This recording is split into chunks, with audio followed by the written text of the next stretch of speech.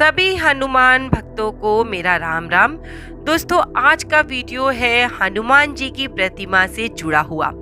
अगर आप हनुमान जी के भक्त हैं तो आपके घर में हनुमान जी का कोई न कोई स्वरूप जरूर स्थापित होगा। या तो वो प्रतिमा होगी, या फोटो होगी, पोस्टर होगा, या मूर्ति होगी। तो आज आपको बताने वाली हूँ कि हनुमान जी के किस स्वरूप को लगाने से क्या लाभ होता है और किस स्वरूप को आपको घर में नहीं लगाना चाहिए, इसको भी बताने का प्रयास करने वाली हूँ। उससे पहले पूछ लेती हूँ हनुमान जी से जुड़ा हुआ एक प्रश्न। दोस्तों, आपने हनुमान जी के सिंदूरी रंग की मूर्ति तो बहुत से मंदिरों में देखी होंगी। आज मैं आपसे पूछने वाली हूँ कि काले हनुमान जी का मंदिर कहाँ पे स्थापित है। ऑप्शन है सबसे पहला महाराष्ट्र, दूसरा है उज्जैन, तीसरा है आगरा और चौथा है जयपुर। दोस्तों, जरा उत्तर जल्दी कमेंट कीजिएगा ताकि मैं आपका नाम लोगों के साथ अगली बार शेयर कर सकूं। सबसे पहले बात करना चाहूंगी दक्षिण मुखी हनुमान जी की।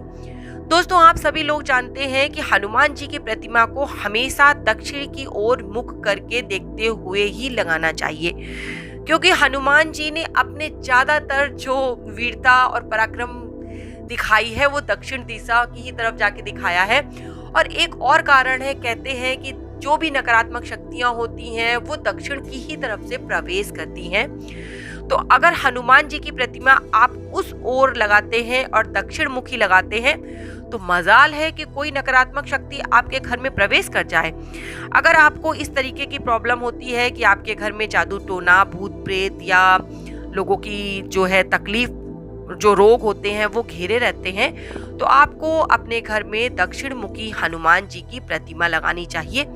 अगर वो प्रतिमा लाल रंग की आप लेकर आए तो बहुत शुभ होता है। इससे आपको हनुमान बाबा का आशीर्वाद मिलता है। दूसरी बात करती हूँ पंचमुखी हनुमान जी की। दोस्तों, आपने वो अहिरावण वाली कथा सुनी होगी, जब हनुमान जी ने अहिरावण का वध करने के लिए पंचमुखी स्वरूप को धारण किया था। तो मान्यता ऐसी है कि अगर किसी प्रकार का संकट से मेरा तात्पर्य है ये जो वो होते हैं जादू टोना वगैरह या तांत्रिक क्रियाएं जो होती हैं, इस तरीके की प्रॉब्लम अगर आपके घर में किसी के ऊपर है या आपके घर में आपको लगता है कि उन्नति नहीं हो रही है, बहुत प्रयास आप करते हैं फिर भी आपके घर में धन संपत्ति में वृद्धि नहीं हो रही है, आपके घर में शत्रु जो हैं बहुत ज्यादा है परिवार के, आपके घर में वास्तु दोष है, बीमारियां हैं, बाधाएं हैं, मनमुटाव ज्यादा है, तो आपको पंचमुखी हनुमान जी की प्रतिमा घर में लगानी चाहिए। इसको आपको लगाने से क्या होगा कि नकारात्मक शक्तियां नहीं प्रवेश करेंगी और आपका घर, आपके बच्चे, ये जो बुरी नजर वगैरह लग जाती है, इन सब से बच के रहेंगे। अब तीसरी बात करती हूँ, जो लोग नौकरी या प्रमोशन से संबंधित परेशानियों से घिरे हुए हैं उनको किस तरीके की प्रतिमा लगानी चाहिए। दोस्तों, मान्यता ऐसी है कि अगर आपको नौकरी संबंधी कोई परेशानी है या व्यापार संबंधी बाधा है या प्रमोशन नहीं हो रहा है, तो आपको सफेद हनुमान जी की जो प्रतिमा होती है, जो फोटो होती है, वो लगानी चाहिए। एक फोटो आपने देखी होगी, उसमें हनुमान जी पूरे सफेद रंग के होते हैं और उनके शरीर में बाल भी दिखाए जाते हैं। उस तरीके की फोटो आपको लगानी है। इससे क्या होगा कि आपके जो नौकरी में बार बार बाधाएं आ रही हैं, जो व्यापार में बाधाएं आ रही हैं, वो समाप्त हो जाएंगी। ध्यान रखिएगा कि हनुमान जी की ये फोटो आपको दक्षिण की ओर देखते हुए लगानी है। मेरे घर में भी दोस्तों इसी तरीके की फोटो है, दक्षिण की ओर मुख किए हुए। अब बात करती हूँ पर्वत उठाते हुए जो होती है फोटो, उसको लगाने से क्या लाभ होता है। अगर आपके घर में आपको लगता है कि आपके बच्चों में साहस, बल, विश्वास की कमी है, उनके अंदर जिम्मेदारियां नहीं बढ़ रही हैं, किसी भी परिस्थिति से वो डर जाते हैं, तो आपको इस तरीके की पर्वत उठाते हुए वीर रूप की प्रतिमा घर में लगानी चाहिए। दोस्तों, हनुमान जी के वीर रूप की पूजा करने से भक्तों में साहस की वृद्धि होती है। और आप जानते हैं, अगर आपके अंदर साहस होगा, आत्मविश्वास होगा, तो ऐसा कौन सा काम है जो आप कर नहीं कर सकते, जरूर कर सकते हैं। केवल आपको इस तरीके की प्रतिमा लगानी है और हनुमान जी की पूजा करनी है। वैसे भी हनुमान जी के जो भक्त होते हैं किसी से नहीं डरते, भूत प्रेत से वो डरते नहीं है, तो साधारण मनुष्य से डरने की कोई जरूरत है ही नहीं। अब बात करती हूँ राम दरबार की। दोस्तों, अगर आप अपने ड्राइंग रूम यानी कि बैठक रूम जो होता है वहाँ पे राम दरबार की फोटो लगाते हैं, जिसमें राम जी के चारों भाई, माता सीता और हनुमान जी उनके पैरों के पास जो बैठे होते हैं, वो वाली प्रतिमा अगर आप अपने घर में लगाते हैं तो आपके घर का जो वातावरण है बहुत सुखमय हो जाता है। दोस्तों, सभी लोग जानते हैं कि राम जी जो हैं या उनके जो भाई थे, जो आपने कथा सुनी है, उनके बीच में, उनके मध्य में कितना प्रेम था।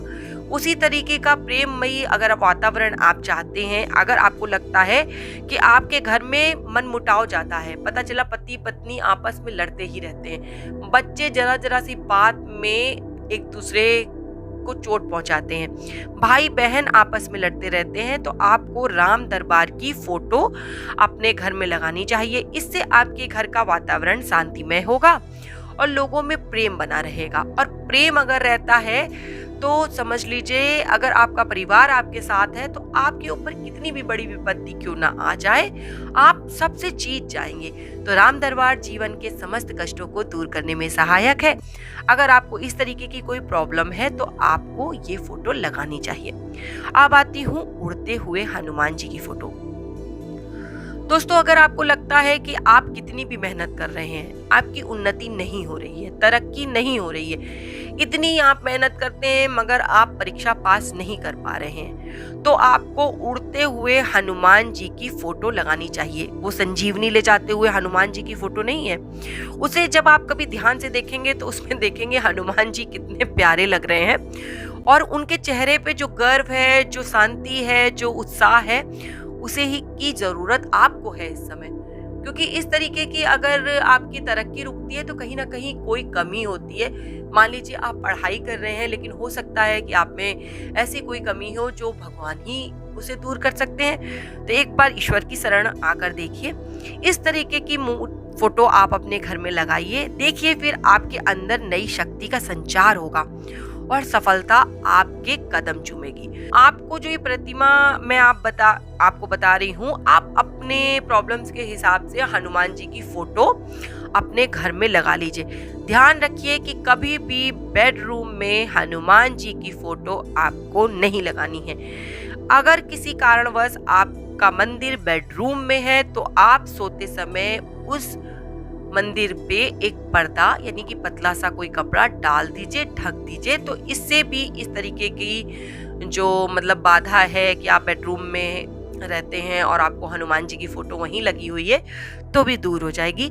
आगे की वीडियो में बात करूंगी कि आपको हनुमान जी की किस तरीके की फोटो जो है वो घर में नहीं लगानी चाहिए। और आज का वीडियो आपको पसंद आया हो तो आगे शेयर कर दीजिएगा, और अगर कोई कमी लगी हो तो मुझे कमेंट कर दीजिएगा। मुझे आपके कमेंट का इंतजार रहता है। और मैं बाबा से प्रार्थना करती हूँ कि बाबा की जो भी लोग सच्चे दिल से पूजा करें, जो भी उनके शरण में आए, मेरे बाबा आप उनकी रक्षा कीजिएगा, आप उनकी मनोकामना पूरी कीजिएगा और आप उनके परिवार पर अपनी कृपा दृष्टि बनाए रखिएगा। इसी के साथ आज का वीडियो यहीं समाप्त करती हूँ। जय श्री राम, जय बाबा की।